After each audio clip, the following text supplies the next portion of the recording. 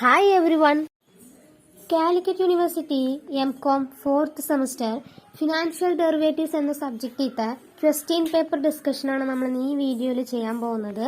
അപ്പോൾ നമുക്ക് അറിയാം 3 പാർട്ടായിട്ടാണ് വരുന്നത്. Part A, B, N, C എന്ന് പറയുമ്പോൾ നമുക്ക് 2021 ക്വസ്റ്റ്യൻ പേപ്പർ എടുക്കുകയാണെങ്കിൽ അതിലത്തെ പാർട്ട് എയിൽ നമുക്ക് 7 ചോദ്യങ്ങളാണുള്ളത്. അപ്പോൾ ഓരോ ചോദ്യങ്ങളും നമ്മൾ എന്താണെന്ന് നോക്കാം. അതായത് what do you mean by derivative market, അതായത് ഡെറിവേറ്റീവ് മാർക്കറ്റ് എന്ന് പറഞ്ഞാൽ എന്താണ് എന്നുള്ളതാണ്. ദെൻ നെക്സ്റ്റ് പറയുന്ന question explain VAR. Then what are the different types of swaps. സ്വാപ്സിന്റെ ടൈപ്സ് ആണ് ചോദിച്ചിട്ടുള്ളത് നമ്മളോട്. 2 വെയിറ്റേജ് ആയതുകൊണ്ട് തന്നെ അതിനനുസരിച്ച് എഴുതുക. Okay. Then what do you mean by currency future. Currency future പറഞ്ഞാൽ എന്താണ്, കോൾ ഓപ്ഷൻ പറഞ്ഞാൽ എന്താണ്, ഹെഡ്ജിങ് റിസ്ക് എന്ന് പറഞ്ഞാൽ എന്താണ്, ഡബിൾ ഓപ്ഷൻ എന്ന് പറഞ്ഞാൽ എന്താണ്, ഇങ്ങനെയുള്ള കാര്യങ്ങളാണ് നിങ്ങൾക്ക് 2 വെയിറ്റേജിൽ ചോദിച്ചിട്ടുള്ളത്. ഓക്കെ. ദെൻ നെക്സ്റ്റ് നമ്മളുടെ ബി പാർട്ടിലോട്ട് നമ്മൾ പോവുകയാണെങ്കിൽ ബി പാർട്ടിത്തെ ചോദ്യം എന്ന് പറയുന്നത് എക്സ്പ്ലെയിൻ ദ ഫോളോയിങ് ടേംസ്. എന്തൊക്കെയാണ്? സ്ട്രൈക്ക് പ്രൈസ് എന്താണ്, എക്സ്പിറേഷൻ ഡേറ്റ് എന്താണ്, ഓപ്ഷൻ പ്രീമിയം എന്ന് പറഞ്ഞാൽ എന്താണ് എന്നുള്ളതാണ് നമുക്ക് ഇവിടെ എഴുതേണ്ടത്. ദെൻ നെക്സ്റ്റ് ക്വസ്റ്റ്യൻ എന്ന് പറയുന്നത് ടൈപ്സ് ഓഫ് സ്വാപ്സ്, അതിനെക്കുറിച്ച് എഴുതാനായിട്ടാണ്. പിന്നെ forward contract are part of every life explain, അതായത് ഫോർവേഡ് കോൺട്രാക്ടിനെ കുറിച്ച് എക്സ്പ്ലെയിൻ ചെയ്യാനായിട്ടാണ് പറഞ്ഞിട്ടുള്ളത്. Okay. Then how is your future contract different from forward contract, അതായത് ഫ്യൂച്ചറും ഫോർവേഡും തമ്മിലുള്ള ഡിഫറൻസ്. ദെൻ മാർജിൻ സിസ്റ്റം പറഞ്ഞാൽ എന്താണ്, കൈൻഡ്സ് ഓഫ് മാർജിൻ സിസ്റ്റം എന്താണ്, പിന്നെ സ്ട്രാഡിലും സ്ട്രാഞ്ചിലും തമ്മിലുള്ള ഡിഫറൻസ് എന്താണ്. ദെൻ അതിനുശേഷം പറയുന്നത് ഓപ്ഷൻ കോൺട്രാക്ട് പറഞ്ഞാൽ എന്താണ്, അതിന്റെ ടൈപ്സ് എന്താണ്. ദെൻ അത് കഴിഞ്ഞ് നമ്മുടെ സി പാർട്ടാണ്. സി പാർട്ടിലോട്ട് പോവുകയാണെങ്കിൽ നമുക്ക് അവിടെ ചോദിച്ചിട്ടുള്ളത് ബ്ലാക്ക് ഷോൾ ഓപ്ഷൻ സ്ട്രാറ്റജി എന്ന് പറഞ്ഞാൽ എന്താണ് എന്നുള്ളതും. ദെൻ അതിനുശേഷം explain the various factors affecting pricing option trading. Pricing option ട്രേഡിംഗിനെ അഫക്ട് ചെയ്യുന്ന ഫാക്ടേഴ്സ് എന്തൊക്കെയാണ് എന്നുള്ളതാണ്. അതിനുശേഷം explain the regulatory framework of derivative trading in India. Derivative trading ആണ്, അതായത് ഒരു ഹിസ്റ്ററി പോലെ തന്നിട്ടുള്ള ഒരു കാര്യമാണ്. ഓക്കെ. ദെൻ അതിനുശേഷം പറയുന്നത് explain the hedging strategy using in future trading, അതായത് ഫ്യൂച്ചർ ട്രേഡിംഗിൽ വരുന്ന ഹെഡ്ജിംഗ് സ്ട്രാറ്റജീസ് എന്തൊക്കെയാണ് എന്നുള്ളതാണ് ചോദിച്ചിട്ടുള്ളത്.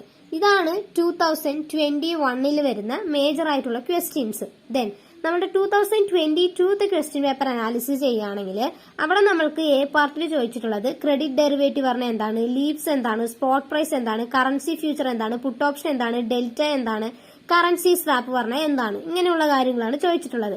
ദെൻ ബി പാർട്ടിലോട്ട് പോവുകയാണെങ്കിൽ what do you mean by exchange trade derivatives. Exchange trade derivatives എന്ന് പറഞ്ഞാൽ എന്താണ്, അതിന്റെ മെറിറ്റ്സ് എന്താണെന്ന് ചോദിച്ചിട്ടുള്ളത്. പിന്നെ മാർജിൻ സിസ്റ്റം എന്താണ്, ഡിഫറെന്റ് ടൈപ്സ് ഓഫ് മാർജിൻ എന്താണ്. അതിനുശേഷം ദെൻ നെക്സ്റ്റ് ക്വസ്റ്റ്യൻ നമ്മളോട് ചോദിച്ചിട്ടുള്ളത് explain the role of SEBI in protecting the interest of investors in the derivative market എന്നുള്ള ഒരു ക്വസ്റ്റ്യൻ ആണ്. പിന്നെ explain hedging A short position in an asset, അതായത് നമ്മളുടെ ഈ കാര്യത്തിൽ വരുമ്പോൾ ഹെഡ്ജിങ്ങിന് എടുക്കുകയാണെങ്കിൽ ആ ഹെഡ്ജിങ്ങിൽ നമ്മളുടെ അസറ്റ്സിന്റെ ഷോർട്ട് പൊസിഷൻ നമ്മൾ എങ്ങനെയാണ് അത് ഹാൻഡിൽ ചെയ്യണത് എന്നാണ് അവിടെ ചോദിച്ചിട്ടുള്ളത്.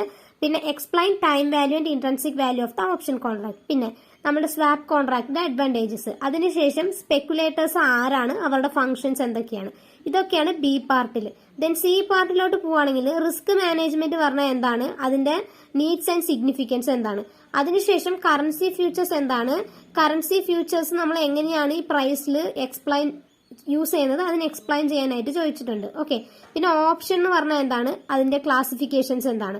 പിന്നെ derivative trading in India has evolved over the years. Explain the above statement in the context of recent changes in India എന്നുള്ളതാണ് ചോദിച്ചിട്ടുള്ളത്. ഇതും ഈ ഹിസ്റ്ററി പോലെ പറഞ്ഞിട്ടുള്ള ഒരു കാര്യങ്ങളാണ്, അതായത് നമുക്ക് ഏകദേശം ഒരു 2-3 പേജിൽ ഇങ്ങനെ കൊടുത്തിട്ടുള്ളതാണ്. ഓക്കെ.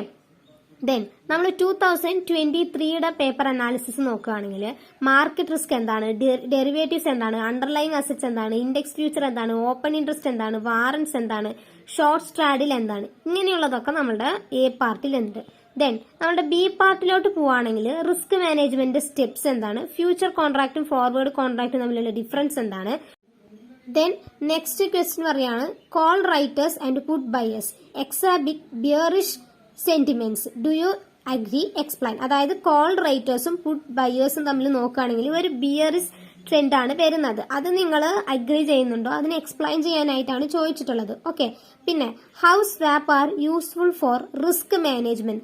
റിസ്ക് മാനേജ്മെന്റിൽ നമ്മൾ സ്വാപ്പ് എങ്ങനെയാണ് ഉപയോഗിക്കുന്നത് എന്നാണ് ചോദിച്ചിട്ടുള്ളത്. പിന്നെ ബൈനോമിയൽ ഓപ്ഷൻ പ്രൈസിംഗ് മോഡൽ എന്ന് പറഞ്ഞാൽ എന്താണ്, പിന്നെ ടൈപ്സ് ഓഫ് റിസ്ക് എന്താണ്, പിന്നെ എക്കണോമിക് ബെനിഫിറ്റ്സ് ഓഫ് ഡെറിവേറ്റീവ്സ് എന്താണ് എന്നുള്ളതൊക്കെ ബി പാർട്ടിൽ.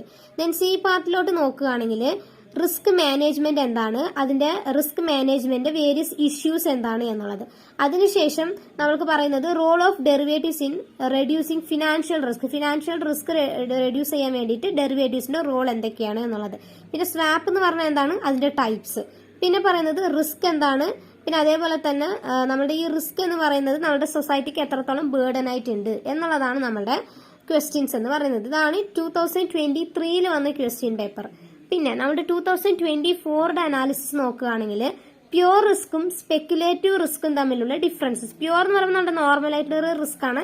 സ്പെക്കുലേറ്റീവ് എന്ന് പറയുമ്പോൾ റിസ്ക് എടുക്കാനായിട്ട് തയ്യാറായിട്ടുള്ള ആൾക്കാരൊക്കെ ഉണ്ടാകും, സ്പെക്കുലേറ്റേഴ്സ് ഒക്കെ ഉണ്ടാവുമല്ലോ, അതിനാണ് ഈ സ്പെക്കുലേറ്റീവ് റിസ്ക് എന്ന് പറയുന്നത്. അത് രണ്ടും തമ്മിലുള്ള ഡിഫറൻസ് ആണ്. പിന്നെ എന്റർപ്രൈസ് റിസ്ക് മാനേജ്മെന്റ് പറഞ്ഞാൽ എന്താണ്, റിസ്ക് മാനേജ്മെന്റ് ഒബ്ജക്റ്റീവ് എന്താണ്, ഏഷ്യൻ ഓപ്ഷൻ എന്താണ്, VAR പറഞ്ഞാൽ എന്താണ്, ലോങ് ഹെഡ്ജ് എന്താണ്, കോണ്ടൻകോ മാർക്കറ്റ് എന്ന് പറഞ്ഞാൽ എന്താണ്. ഇതൊക്കെയാണ് നമുക്ക് പാർട്ട് എയിൽ വരുന്നത്.